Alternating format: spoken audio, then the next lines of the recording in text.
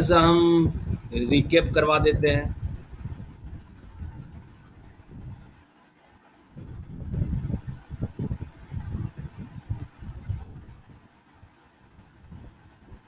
क्योंकि फॉर्मूला यही रहेगा, बेसिक फॉर्मूला तो यही रहेगा सभी में, ठीक है। तो वेलोसिटी रेशियो क्या होता है? Distance moved by effort.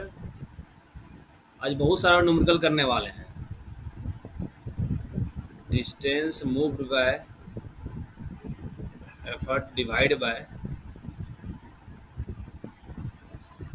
Distance moved by load. ये वेलोसिटी रेशियो हो गया। एक होता है मैकेनिकल एडवांटेज, ये क्या होता है? लोड बाय एफर्ट, कि हम लोग कितना एफर्ट लगा के, कितना फोर्स लगा के, कितना लोड उठा रहे हैं, वो मैकेनिकल एडवांटेज हो गया। एक होता है इफिशियंसी, वो क्या होता है? Mechanical advantage divide by velocity ratio, ठीक है। बस यही सब तीन फार्मूला यूज करेंगे और इसी पे बेस्ड सारा कॉन्सेप्ट है लीवर वगैरह का, ठीक है। इसी पे बेस्ड सारा कॉन्सेप्ट है लीवर का। हम लोग क्या क्या पढ़े थे? ये नॉर्मल था। बाकी जो था कि डिफरेंशियल, यहाँ से हम लोग देखे थे कुछ कुछ। वेस्टर्न डिफरेंशियल पुल्ली था ना, कि अपर वाले ब्लॉक में कुछ अलग नंबर ऑफ पुल्ली।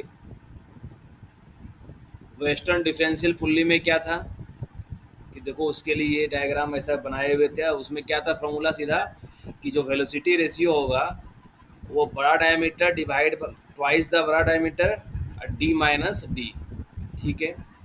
कहीं जगह, बहुत जगह क्या होता है, फ्लैट टर्म यूज करता है, ठीक है। फ्लैट,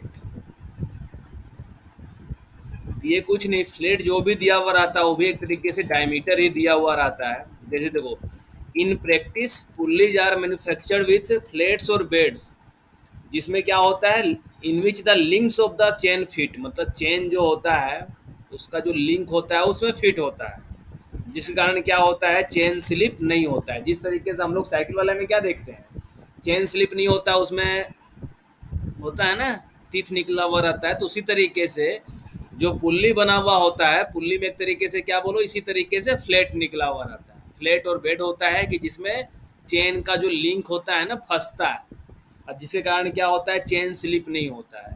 तो जो नंबर ऑफ फ्लैट्स होगा इच पुल्ली में, वो रिलेटेड होगा डायमीटर का। मान लो वेलोसिटी रेशियो बोल देगा कि ये डिफरेंशियल पुल्ली है, और ये दे देगा कि ये फॉर्मूला है, और जिसमें बोल देगा कि जो फ्लैट है, एक में फ्लैट 12 है अपर वाले में, और नीचे वाले में फ्लैट 11 है। तो क्या हो जाएगा इसके अकॉर्डिंग डिफरेंस, मतलब वेलोसिटी रेशियो 2 इंटू बड़ा डायमीटर, मतलब बड़ा वाला वैल्यू डिवाइड बाय बड़ा वैल्यू माइनस छोटा वैल्यू। जो फ्लैट दिया हुआ रहेगा उसी को डायमीटर मान के सोल्व कर लेना है, आंसर आ जाएगा। मतलब क्या हो जाएगा, वेलोसिटी रेशियो यहाँ पे 24 हो जाएगा। फिर हम लोग व्हील एंड एक्सल के बारे में पढ़े थे। ये दो अलग अलग केस था, ये दो अलग अलग केस था। तो व्हील एंड एक्सल में क्या था कि सिंपल वाले केस में जो बड़ा वाला जो पुल्ली है, जहां हम लोग एफर्ट लगा रहे हैं, उसका रेडियस क्या है, और छोटा वाले जिसमें लोड ऊपर जा रहा है उसका रेशियो क्या है, ठीक है। एक तरीके से 2πr डिवाइड बाय 2πr, ये 2π कट गया, ये रेडियस का रेशियो आ गया था। नेक्स्ट क्या था, ये जब डिफरेंशियल व्हील एंड एक्सल ले रहे थे तो इसमें क्या था, 2πr बड़ा वाला तो है ही, डिवाइड बाय ये 1/2 कट जाता है, इसको एक तरीके से बोल सकते हैं। बाकी क्या था कि एक में रस्सी फोल्ड हो रहा था और एक से अनफोल्ड हो रहा था, है ना। कि इससे रस्सी क्या हो रहा है, इसमें फोल्ड हो रहा है, लेकिन इसमें क्या हो रहा है, अनफोल्ड हो रहा है। तो R2 अनफोल्ड हो रहा था, R1 फोल्डिंग हो रहा था रोप का। इसका फॉर्मूला क्या था, 2D/D1 माइनस D2। जो रिवीजन किए हुए हो गए उसी को ये समझ में आ रहा होगा, जो रिवीजन नहीं किए हो तो उसको थोड़ा दिक्कत हो रहा होगा। ये फार्मूला है, ये डायरेक्ट फार्मूला तुम लोग को याद करना होगा, एग्जाम में डायरेक्ट फार्मूला बेस्ड क्वेश्चन आता है। डबल परचेज विंच का हम बोले तो छोड़ दो। अब आया था स्क्रू जैक का। स्क्रू जैक में क्या होता है कि एक ऐसा फोर व्हीलर है, मान लो फोर व्हीलर का टायर पंक्चर हो गया है, हम लोग टायर को रिप्लेस करना है, टायर को रिप्लेस करना है। तो कैसे करेंगे हम लोग, यहाँ पे स्क्रू जैक लगा देंगे। इसमें एक बड़ा सा हैंडल होता है, ये हैंडल को हम लोग रोटेट करते हैं और ये स्क्रू जैक धीरे धीरे ऊपर जाता है ना, ऊपर उठता है तो लोड को अपना उठाता है। तो यहाँ पे क्या था स्क्रू जैक का, हम लोग कितना वेलोसिटी रेशियो क्या होता है कि distance moved by effort, length L length का है मान लो, तो डिस्टेंस मूव्ड बाय एफर्ट क्या हो गया 2 पाई एल डिवाइड बाय ये जो पिच, पिच मतलब क्या, थ्रेड जो बना हुआ होता है इस तरीके से। मान लो हम लोग जब स्क्रू वगैरह भी 0.6 mm, वो अलग चीज है, वो अलग डाटा दिया हुआ रहेगा। मान लो ये थ्रेडिंग किया हुआ है इस तरीके से, ठीक है, स्क्रू वगैरह में हम लोग देखते ही हैं। तो ये पिच हो जाएगा नीचे, तो सीधा वेलोसिटी रेशियो जब सिंपल स्क्रू जैक रहेगा तो 2 pi into length of the जो हैंडल जिसको हम लोग रोटेट कर रहे हैं स्क्रू जैक में फिट करके डिवाइड बाय पिच हो जाएगा। और जब डिफरेंशियल स्क्रू जैक आ जाएगा, ये क्या है डिफरेंशियल स्क्रू जैक, इसमें क्या है कि एक बड़ा डायमीटर का रहा जैक, एक छोटा वाला रहा और इसके ऊपर वेट रहा। ये क्या होगा, ये ऊपर जाएगा तो ये इसके अकॉर्डिंग इसमें नीचे आता है, लेकिन ओवरऑल क्या होगा ये ज़्यादा ऊपर जाता है। जिस तरीके से अभी रोप का जो था ना फोल्डिंग अनफोल्डिंग वाला, फोल्डिंग अनफोल्डिंग वाला क्या था कि 2 पाई R1 फोल्ड हो रहा है और अनफोल्ड क्या हो जा रहा है 2 पाई R2 अनफोल्ड हो रहा है। तो वेलोसिटी रेशियो निकालने के लिए हम लोग ऊपर में 2R और divide by 2 pi R1 minus 2 pi R2 कर रहे थे डिफरेंशियल व्हील एंड एक्सल वाले के केस में। उसी तरीके से यहाँ पे क्या है कि यहाँ पे जो डबल स्क्रू जैक है या डिफरेंशियल स्क्रू जैक है, इसमें यही है, ठीक है, डिफरेंशियल स्क्रू जैक में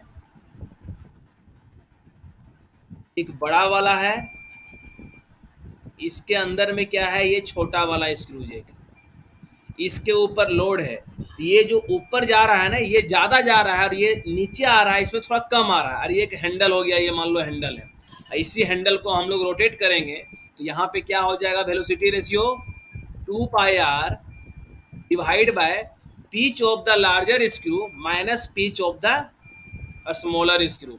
इसके थ्रू हम लोग वेलोसिटी रेशियो निकाल लें, ठीक है, इसके थ्रू हम लोग वेलोसिटी रेशियो निकाल लेंगे। तो देखो यहाँ पे एक क्वेश्चन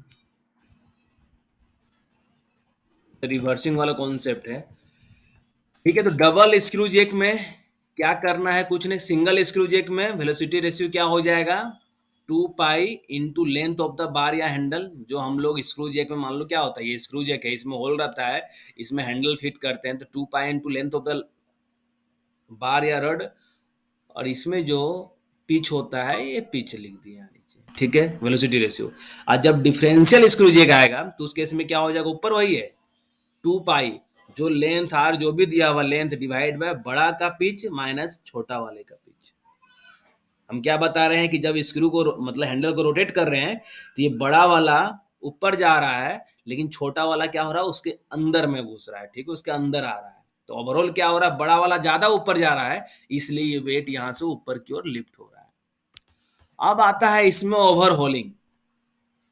ओवरहोलिंग मतलब क्या कि हम लोग जब मान लो स्क्रू जैक का यूज कर रहे हैं, ठीक है, स्क्रू जैक का यूज कर रहे हैं, रोटेट कर रहे हैं, गाड़ी ऊपर उठ रहा है, हम लोग स्क्रू जैक रोटेट नहीं कर रहे हैं तो गाड़ी क्या वापस से गिर जाता है क्या, अपना ओरिजिनल पोजीशन में आता है क्या। मान लो उठा हुआ है, ये फोर व्हीलर का टायर हो गया, ठीक है, हम लोग स्क्रू जैक यहाँ फिट किए हैं, स्क्रू जैक फिट करके इसको मान लो अभी 3 इंच हवा में उठा दिए हैं टायर को, तो क्या हम लोग अभी स्क्रू जैक मान लो रोटेट नहीं करेंगे, हैंडल वापस तो नहीं आता है। वापस क्यों नहीं आएगा, क्योंकि फ्रिक्शन फोर्स वगैरह वहां पे इतना डेवलप हो जाता है कि जब तक वो फ्रिक्शन फोर्स ओवरकम नहीं होगा तब तक ये नीचे नहीं आएगा। तो क्या है कि जब हम लोग लिफ्टिंग मशीन जैसे स्क्रू जैक वगैरह यूज करते हैं, तो जब हम लोग एफर्ट रिमूव कर लेते हैं, जब हम लोग अपना एफर्ट अप्लाई नहीं करते हैं and the load moves down by overcoming the thread friction, तो उस केस में मशीन को बोला जाएगा ओवरहोल। ओवरहोल मतलब क्या ये समझो कि हम लोग स्क्रू जैक लगा के उठाएं गाड़ी को, अब हम लोग क्या किए हैंडल निकाल लिए, तो क्या हो गया जैसे हैंडल निकाले वापस से गाड़ी के लोड के कारण क्या हुआ स्क्रू जैक बैठ गया नीचे, अचानक से गाड़ी ऊपर से नीचे पटका गया। अगर ऐसा होता है तो उसको बोलते हैं ओवरहोल। लेकिन क्या होता है कि कोई भी वर्कमैन जो है कहीं भी अगर वो काम करता है फैक्ट्री में, अगर वो सिंपल लिफ्टिंग मशीन को हैंड के थ्रू ऑपरेट करता है, तो ऐसा होता है कि लगातार मान लो अप्लाई तो नहीं कर पाएगा एफर्ट, कुछ देर अप्लाई किया थक जाएगा, कुछ देर के बाद थक जाता है, तो क्या होता है कि बार बार मान लो रुक रुक के वो अप्लाई कर रहा है एफर्ट, अपना फोर्स लगा रहा है, लेकिन क्या होता है कि वापस वो गिरता नहीं है, कि मान लो जहां रुका, अब ये नहीं कि गाड़ी बैठ गया, नहीं बैठता है, क्यों नहीं बैठता है, क्यों नहीं वो, तो he ceases to apply the effort, but the load does not descend, मतलब लोड नीचे नहीं आता है, गाड़ी नीचे, अगर गाड़ी नीचे बैठ जाएगा तो ओवरहोल हो गया, उस कंडीशन में क्या बोलेंगे, ओवरहोलिंग वाला कंडीशन, लेकिन गाड़ी नहीं बैठता है। लोड में भी prevented from running back, running back किसके थ्रू हो सकता है, या तो, नहीं नहीं एसएससी वाला क्लास नहीं हो रहा, हमको लगता है सभी बैच को ऐड कर दिए हैं, ये माइंस इंस्पेक्टर का क्लास हो रहा है, ठीक है, और ईएमटी का क्लास हो रहा है। द लोड में be prevented from the running back, या तो सेफ्टी केच वगैरह यूज करके हम लोग वापस लोड को ना आने दे, जैसे होता है ना फ्लेम सेफ्टी लैम्प का, जो हम लोग एक ही डायरेक्शन में उसको रोटेट कर सकते हैं, दूसरे डायरेक्शन में क्यों नहीं कर सकते, क्योंकि रेचेट एंड पावल अरेंजमेंट वहां पे रहता है, जिसके कारण उसका है कि अगर रिवर्स डायरेक्शन में मूव करना चाहेंगे तो क्या हो जाएगा, फंस जाएगा, उसका इस तरीके से जो बना हुआ रहता है रिवर्स डायरेक्शन में होगा ही नहीं, तो क्या हो, एक तरीके से रेचेट एंड पावल अरेंजमेंट कर दिए हैं कि सेफ्टी लैम्प जब भी बंद होगा हम लोग उसको एक ही डायरेक्शन में रोटेट कर पाएंगे, रिवर्स डायरेक्शन में रोटेट नहीं कर पाएंगे, इसके लिए मैग्नेटिक लॉक रहता है, उसमें लगाते हैं तो फिर खुलता है वो, ठीक है। तो उसी तरीके से यहाँ या तो हम लोग कुछ सेफ्टी केज लगा देंगे, या क्या होता है कि अगर वो फ्रिक्शन जो डेवलप हुआ है अगर उसको ओवरकम कर लेगा तो ही मशीन ओवरऑल कंडीशन में आएगा, नहीं तो नहीं आता है, ठीक है। तो यहाँ पे बोला हुआ है कि हम लोग एफर्ट ई लगा रहे हैं, जिसके कारण क्या हो रहा है, एफर्ट के कारण जो हम लोग का जो एफर्ट है वो डिस्टेंस एक्स मूव कर रहा है, और जो लोड पे हम लोग उठा रहे हैं वो लोड डिस्टेंस वाई मूव कर रहा है, तो हम लोग क्या जानते हैं, हम लोग कितना एनर्जी यूज किए हैं, वर्क डन क्या होता है, force into displacement, work done ही होता है ना, एनर्जी वर्क डन क्या होता है, फोर्स इनटू डिस्प्लेसमेंट होता है, तो फोर्स मान लो हम लोग एफर्ट लगा रहे हैं और डिस्प्लेसमेंट ये एक्स डिस्टेंस से मूव कर रहा है, ये हम लोग का वर्क डन हो गया, और एक्चुअल में आउटपुट क्या निकल रहा है, लोड कितना मूव कर रहा है, लोड एल टन का जो लोड है, या एल जो भी लोड का मास दिया हुआ है वो वाइड डिस्टेंस मूव कर रहा है। अब क्या है कि हम लोग इफिशियंसी अगर निकालेंगे तो आउटपुट बाय इनपुट होता है ना,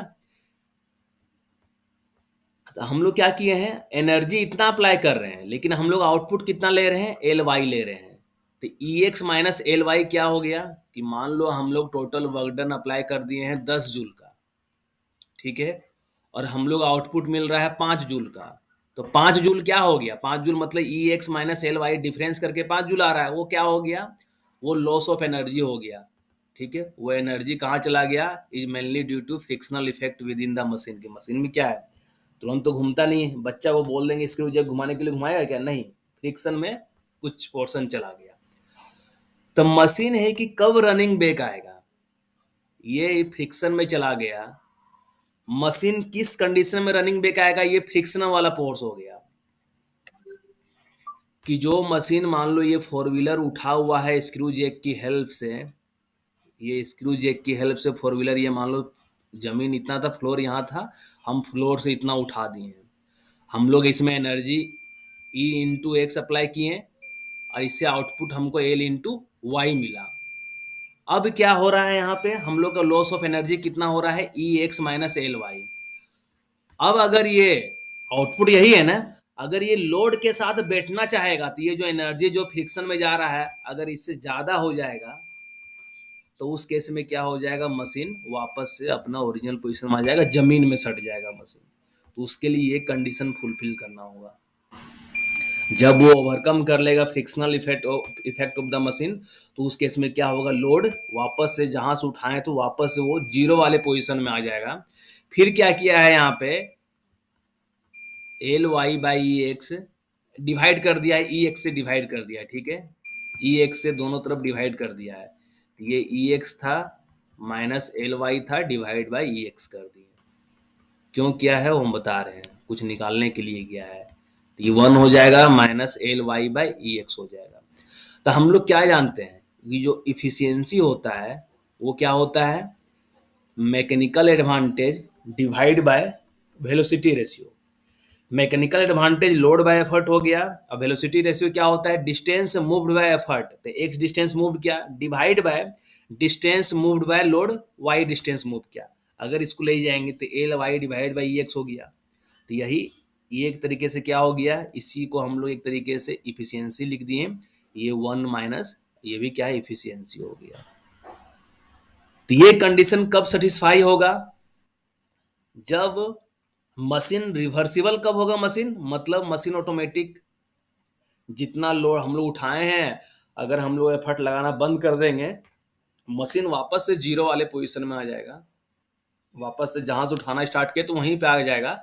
जब इफिशियंसी 50% से ज़्यादा रहेगा, इफिशियंसी 50% भी रहेगा तो क्या होगा, उस केस में बैठ सकता है। तो जब भी इफिशियंसी 50% से ज़्यादा होगा, इफिशियंसी जब 50% ज़्यादा होगा तो क्या होगा, ये जो रिवर्स वाला है, यही तो रिवर्स वाला था ना, रिवर्स लोड क्या हो जाएगा, ये 50 और ये हो जाएगा 40, ये हो जाएगा 6 वन माइनस ये मान लो 60 है, तो ये हो जाएगा कितना, ये 60 है तो वन माइनस है, मतलब 0.6 कर दो एक तरीके से, 60% अगर इसको लिखते हैं तो ये 100% रहेगा, तो ये 40 हो जाएगा। तो हमेशा जब भी इफिशियंसी 50% से ज़्यादा होगा तो उस केस में क्या होगा, मशीन रिवर्सिबल हो जाएगा। मतलब जैसे अपना एफर्ट हटाएंगे, जैसे स्क्रू जेक का हैंडल हटाएंगे, जैसे हम लोग फोर्स लगाना बंद करेंगे, तुरंत जो गाड़ी उठा कर रखे हुए नीचे गिर जाएगा।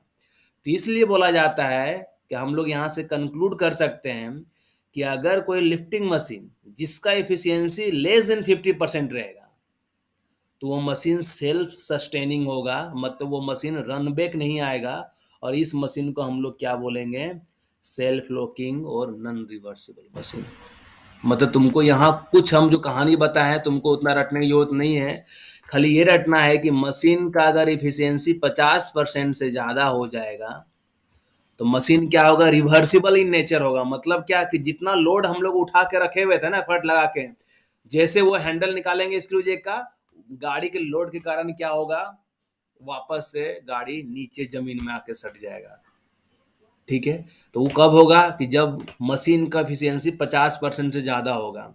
और जब मशीन का एफिशिएंसी 50% से कम होगा तो वो मशीन सेल्फ सस्टेनिंग होगा, नॉन रिवर्सिबल नेचर होगा। तो इसलिए मान के चलो कि जितना भी स्क्रू जेक वगैरह होता है सब क्या होता है, नॉन रिवर्सिबल नेचर का होता है। मतलब इफिशियंसी बहुत ही कम, 50% से कम होता है इफिशियंसी। इफिशियंसी क्या होता है, 50% से कम होता है।